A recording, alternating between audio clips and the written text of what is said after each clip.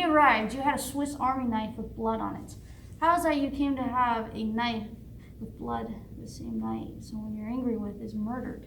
It's hard to believe a man like you would cut themselves on the wrong end of a bottle opener, especially since we didn't find the champagne you mentioned earlier any of the places you claim to be.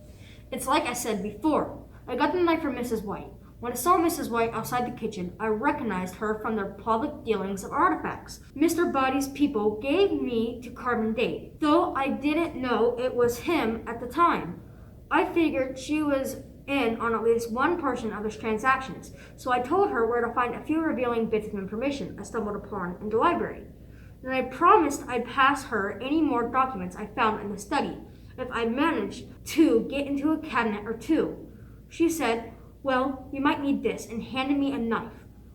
We said we'd meet back for champagne to toast a new partnership, and I snuck into the study to rifle through as many drawers and cabinets as I could get open. I must have cut myself somewhere along the way. Though, here, check my wrist. The blood is mine. I'm pretty sure there's blood on one of those cabinets and drawers too.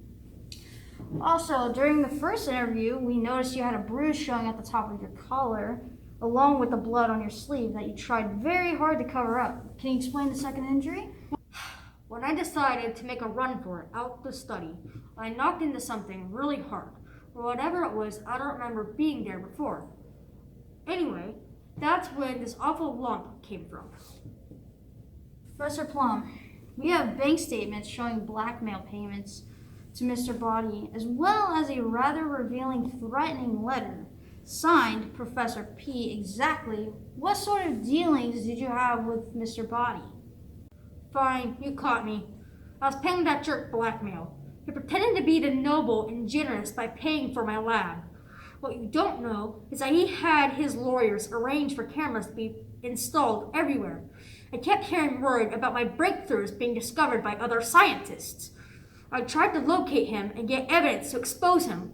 By that point, I already had enough blackmail and large mistakes I'd rather not discuss. Yes, he's been blackmailing me, and yes, it had made me angry. Recently, I tracked down the mysterious benefactor when I recognized Mr. Green and a photo of Mr. Body. From there, it was easy to put together the pieces. I was so enraged that I wrote him a threatening letter. Then it was when I was a little more even-tempered, I wanted to destroy it before he could use that against me too.